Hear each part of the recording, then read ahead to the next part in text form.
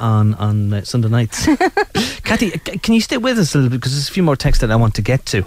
If you got your own stories of divine intervention, or just even some plain weird going on, because there's a few weird texts coming in. It's Meteor 085 1052 107. Next up, 303s and Kisha, First Kiss. I-105 107. It's a radio station. My first kiss went a little like this. So that's it. So Monday morning, we're swimming to America. Monday morning. Just like that? Yeah. Okay, see you then. With thanks to pot of baker bread. Back tomorrow, whenever you wake up. You can catch the lads in the morning. Remember, 8:15, the Prowler, first clue as to where he's going to be Monday morning. Bernard and Keith, from whenever you get up. Kathy's still with me, and Kathy's some weird and wonderful texts coming in like this one. What would you do if a friend of yours got a pet lizard? Like, would you see them as a freak or what? Them or the lizard? The lizard's probably pretty normal. Your friend, maybe, I don't know. I know somebody who actually thought they got a pet lizard in a pet shop years ago, and it kept growing and growing and growing, and turned out it was an alligator. Had to dig a big mud pit in the back garden for... I think the poor guy got shot in the end. Dogs and pets and things were disappearing. What's the god or the goddess do you ask for a wish to come true? Well, very simply, if you want something, you can ask God directly. There's a lot of people that would actually pray it to the angel Jophael, and Jophael actually helps people, to achieve things. Okay. Is there any possible way to ask for a spirit guide if you don't already have one? Well, the first thing I would want to know is who told them that they didn't have a spirit guide, because, everybody has spirit guides. They don't, as I say, they don't have to be loved ones that have passed on, but we are not sent on this journey without help and guidance. Absolutely, we're not on our own. No okay. way. And if you feel you don't have one, ask for one.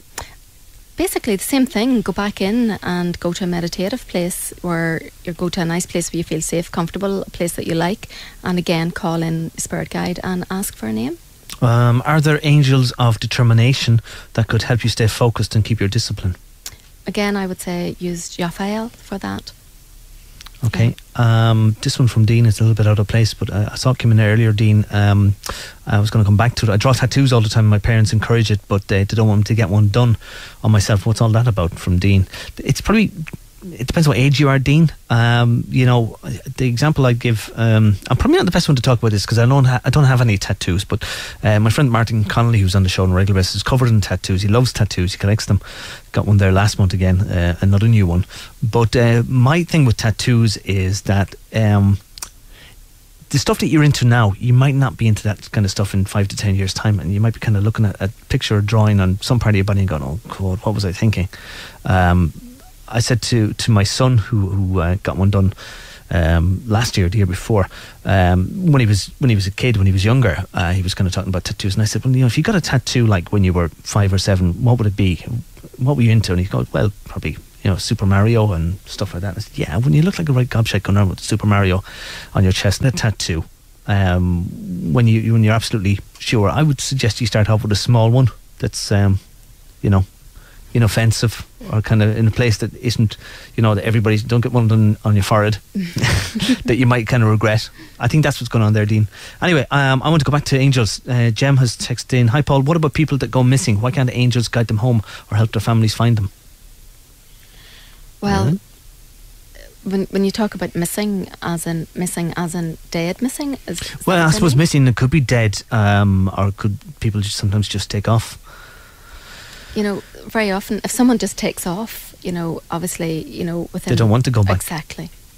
So therefore the angels cannot interfere with their free will. Mm-hmm.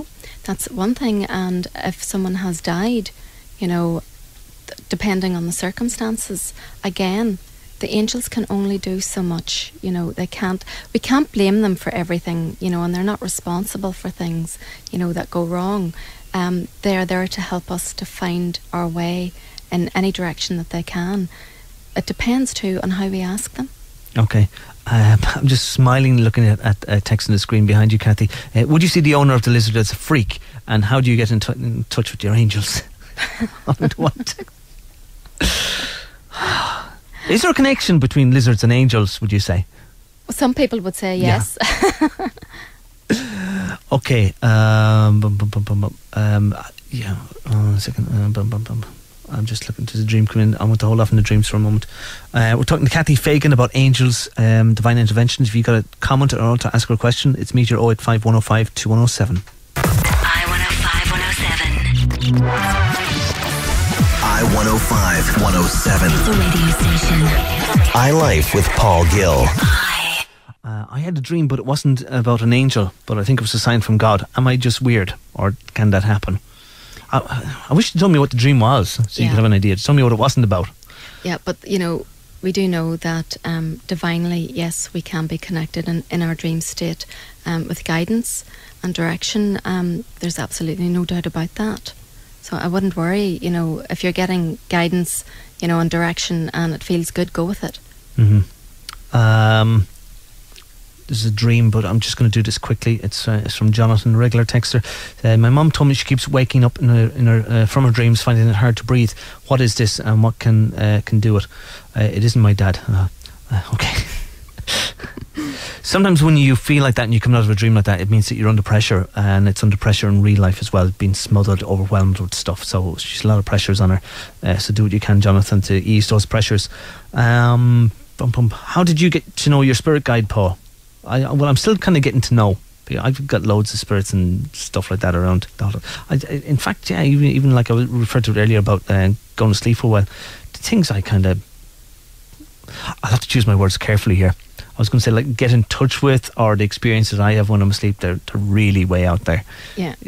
And it's funny, I was having a full-blown conversation with somebody in my dream that I knew really, really well. Woke up, no idea what it was about, just completely gone. And I think, right, I can remember this if I kind of focus on it. Couldn't. Back to sleep, back into the conversation, and she kind of goes, "Where were you?" And I just went to the loo, and I couldn't even remember who you were a second ago. And talking again, and then wake up, gone again, completely. So I don't know, but she's probably hanging around. I'll be home later. Pet. There are different little exercises that you can do to help you to connect with spirit guide, and one of them is a little bit of mirror work. And what you do is you go into a room, and it's best done obviously at night because the room needs to be completely dark, and so when you're sitting in the room, it's best if you have a mirror that would be sort of like a long length mirror, full mirror. And so you get a chair, sit in front of the mirror, you light a candle, set the candle just basically on the floor, maybe on top of a book at that sort of level, and with a little bit of a post-it, some wee mark, even draw it on with a marker onto the mirror where your eye level is, okay? So you're sitting there in this dark room, your candle lit on your chair, and you just stare at this little mark, okay? And then you let your gaze phase just beyond the mark, and believe me, some people find this a wee bit scary, but if you go with it, it's fine, it's fabulous. You'll be sitting there and you'll see that it's like someone has charcoal and they start to colour in your features, and your features actually change, and you can actually see your features change and this person in front of you. And the best thing to do is ask, who are you? And you will get a name. Sometimes you'll see as you sit there that the person will actually stand behind you. Okay. It's so this is like a spirit guide or an angel. It's not a past life that you're experiencing. No. Well, they'll actually come I in. heard somebody else describe something similar. Yep, they'll come in as a spirit guide. You can actually specifically ask for your spirit guide, or you can ask for an angel. It works either way. But believe me, if you really, it can, as I say, it can be a wee bit freaky for some people, but they actually do start to see that their features are, changing, and they get a wee bit frightened and they'll sort of shake themselves out of it. But if you do go with it and you persevere, you will see someone and you will get a name. Okay. Do we have the right to ask for wishes? Is it not a bit selfish? No, from Nikki? Absolutely not. That's what they're there for, and they want us to ask all of the time. They want us to ask for help and to get, their guide. They can't help unless we ask. Okay. In my dream, I started reading the Bible, and I read the first verse, and I read it in real life, and the story was of the birth of Jesus. What does this mean? It could be very simply that you're the one that does the dreams here, and I'm answering. Well, I would say that's the birth of hope. Yeah, me too. I was going to say the same thing. No, you weren't. You were just listening to what I was going to say. Right. Somebody, Steve-O's texting. Steve-O. My screen keeps jumping. Will you help cheer me up? I'm so depressed. A ref in the under 16 Gaelic match robbed us of the game. It was Division 1 refs. I mean, we had this conversation, Steve, the other week when Loud and Mead were playing. Yeah, we'll play a song for you in a little while. Somebody says, texting, what do you do? Me, I just hang around here on a Sunday night. Kathy, she's into angels, divine interventions, stuff like that. You can find out more about her on kathyfagan.com. That's Kathy with a C and Fagan with an A. I keep getting that wrong, don't I? Okay. Where am I going with this? Right. Hi, I prayed to my dad's angels to calm him down in a bad situation, and he went from crazy to calm in seconds. I'm a firm believer in angels. Sarah from Kildare. Does that work?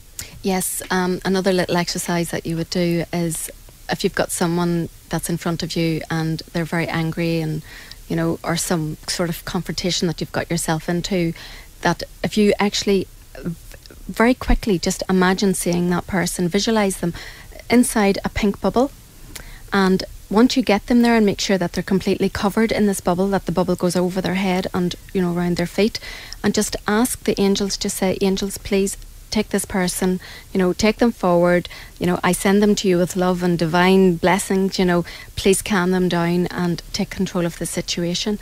And like this girl has just said, within seconds, the person, you know, it really does, it works. I remember a guy and him coming across the street when I was a traffic warden many years ago, and he had been given a ticket and he was irate, and he had made a whole hullabaloo about it for days on end. And this particular day he came across the street, and my friend and I, we were standing there, and she ran out of the way. She said, oh frig, here he comes again. And instantly I did this exercise, and whenever he came over, I put my hand on his shoulder and I said his name, and I said, look, if you don't calm down, you're going to have a heart attack. And he just burst into tears. He was like a puppy. He was like a baby. And he was full of apologies, and he couldn't apologise enough, and he wanted to apologise to us all, and that was it. Great. But he was really like a crazy man. That text with what you do was in regards to the mirror. So basically you sit in front of a mirror, a full length mirror in a darkened room, not completely dark or you won't see anything, darkened room, put something on the mirror about eye level, stare at that, and then change your gaze to kind of look just beyond that, and you'll see your image change, your features will change. Yep. And stay with it. Could be a little bit scary, but stay with it. Kathy, can I ask you to stay on a little bit longer? Yes. Just a couple more texts that I want to get to, but I need to take a break. Next up we've got Pink, Funhouse.